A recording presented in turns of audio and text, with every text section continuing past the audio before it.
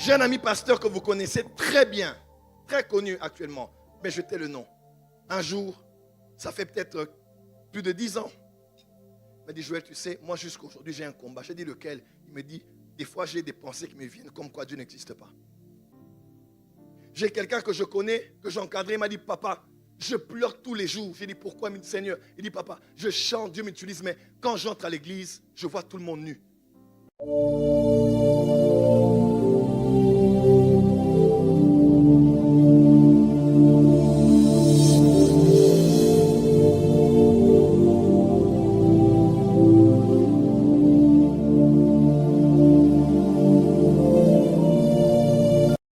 J'ai un ami pasteur que vous connaissez très bien, très connu actuellement, mais je tais le nom. Un jour, ça fait peut-être plus de 10 ans, il m'a dit, Joël, tu sais, moi jusqu'à aujourd'hui j'ai un combat. J'ai dit lequel? Il me dit, des fois j'ai des pensées qui me viennent comme quoi Dieu n'existe pas. Grande église, grand ministère, impact, des livres écrits, mais des pensées qui viennent des fois pour remettre en question l'existence même de Dieu. J'ai quelqu'un que je connais, que j'ai encadré, il m'a dit, papa, je pleure tous les jours. J'ai dit, pourquoi? Il me dit, Seigneur. Il dit, papa, je chante, Dieu m'utilise, mais quand j'entre à l'église, je vois tout le monde nu. Les hommes et les femmes, je n'aime pas ces pensées. Je me bats avec ça, mais je ne comprends pas. J'ai des pensées mauvaises dans ma... C'est pas que j'aime ça, mais quand j'arrive, je ne peux pas voir les gens habillés. C'est là que j'ai compris que Satan, s'il veut t'avoir, il va aller au niveau de ta tête. Des fois, on pense que ce sont les hôtels, il faut aller faire ceci. Des fois, c'est juste t'asseoir et mettre tes pensées dans la lumière de la présence de Dieu et dire à Dieu, Seigneur, mets le doigt là où il faut mettre le doigt. Et s'il te plaît, enlève-moi ces saletés, enlève-moi ces négativités, parce que mes pensées doivent être changées par le renouvellement de l'intelligence, afin que je discerne quelle est ta volonté, ce qui est bon, agréable et parfait. Et ça, là, ce sont des attaques. Et ça vient au niveau de tes pensées. Je me rappelle en 2018, à l'époque où le prophète Jacques avait quitté l'église. C'est un témoignage. Oui, on en parle comme ça. C'est juste pour un exemple. À cette époque-là, j'ai perdu beaucoup de gens durant cette période-là. Et je prenais la route pour un pays de East Africa Community, au Congo. J'étais en chemin et Dieu me dit, là où tu es, tu dois prier pour ton église parce que la voix du serpent est entrée dans le jardin. Il dit quoi? Il dit la voix du serpent est entrée dans le jardin. Il m'a dit, là où tu es, tu dois sérieusement prier. Imaginez-vous, Adam a été avec Dieu avant que Ève ne vienne. On ne sait pas combien de temps, combien d'années, combien de temps s'est écoulé entre la relation que Dieu avait avec Adam jusqu'à ce que Dieu l'endorme pour avoir Ève. On ne sait pas. Quelqu'un est avec moi?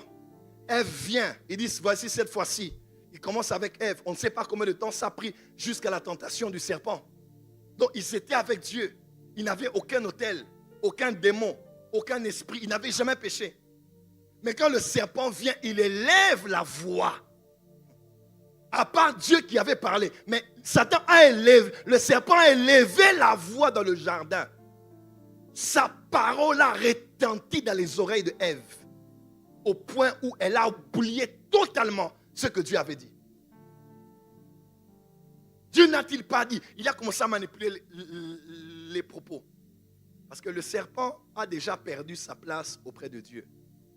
Mais il va remettre en question l'autorité, les paroles de ceux que ton Dieu t'a dit pour que tu le rejoignes dans son bannissement. C'est comme ça qu'il y a des gens qui peuvent venir. Moi, si j'étais à la porte des cieux, non? Voilà où je suis là. Il commence à te dire des choses, à te faire réfléchir sur des choses. Et ces paroles retentissent. Même si tu es ici, on chante, on prie, à Galilée, tout ça. Il y a une parole qu'un serpent fait entrer dans ta tête. C'est difficile à sortir. Au point où tu vas perdre ton jardin d'Éden. Et tu vas sortir pour rien. Parce que tu as écouté celui qui a déjà été perdu lui-même. Des fois, quand quelqu'un devient fidèle, il fréquente les infidèles. Quand quelqu'un est déloyal, il commence à suivre les déloyaux. Bizarrement, il devient attiré facilement auprès de ceux qui ne sont plus dans la team. Quelqu'un me comprend? Et Dieu me dit, la voix du serpent est déjà entrée. Il m'a dit, là où tu es, tu dois faire des prières. C'est parce que là, et quand tu poses la question quelques temps après à ceux qui étaient partis, ils disent, moi aussi je ne savais pas. J'étais juste parti. Mon protocole principal est parti. On est bien aujourd'hui, on parle bien. Je suis papa, vous me connaissez. On parle bien, mais il n'est plus à la porte des cieux. Il me dit, papa, je ne sais pas pourquoi. La voix du serpent. La voix du serpent peut entrer. La voix du serpent, c'est la troisième voix qui vient. Voilà pourquoi tu ne peux pas laisser n'importe qui introduire des mauvaises paroles, même dans ton couple.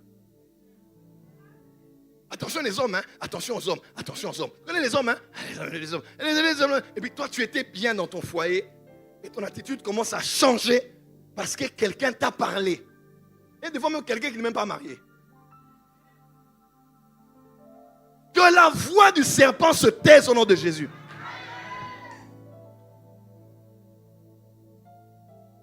Et cette voix vient comment? Au niveau des pensées. Ça peut te paralyser, te pousser à l'inaction ou à une action totalement à côté. Que tu regretteras plus tard. Tu te diras, j'aurais dû être, mais je suis allé de côté. Tu ne pleureras pas demain au nom de Jésus.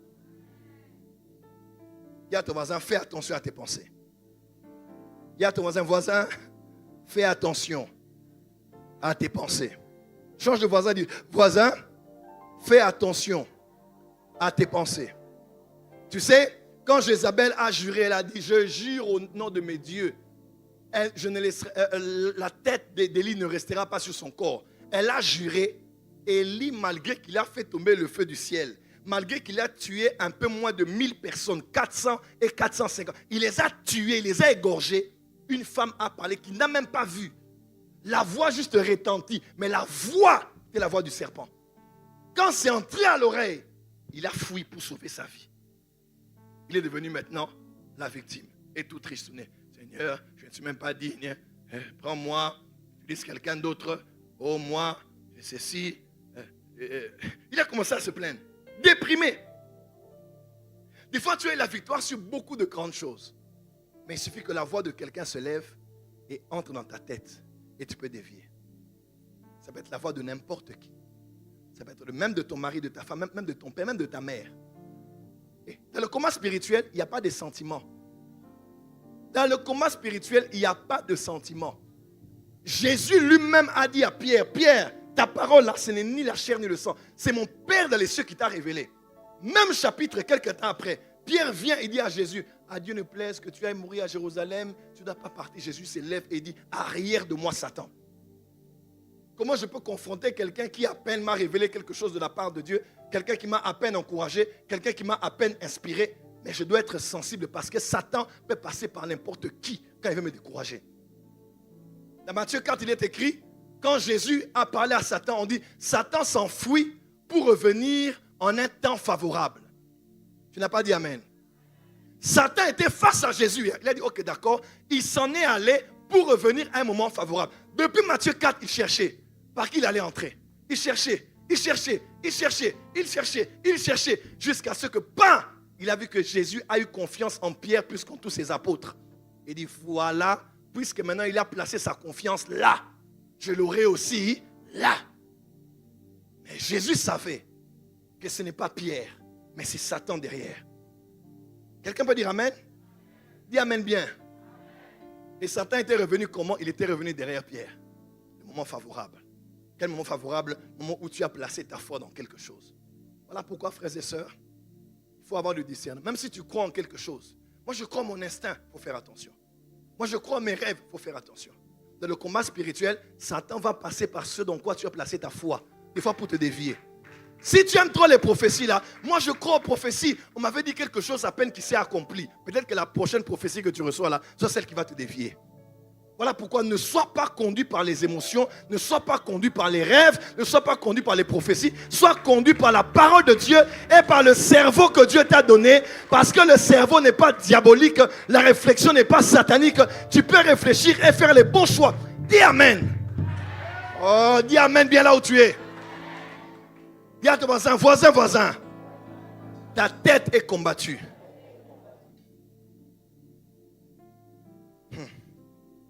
On peut avancer.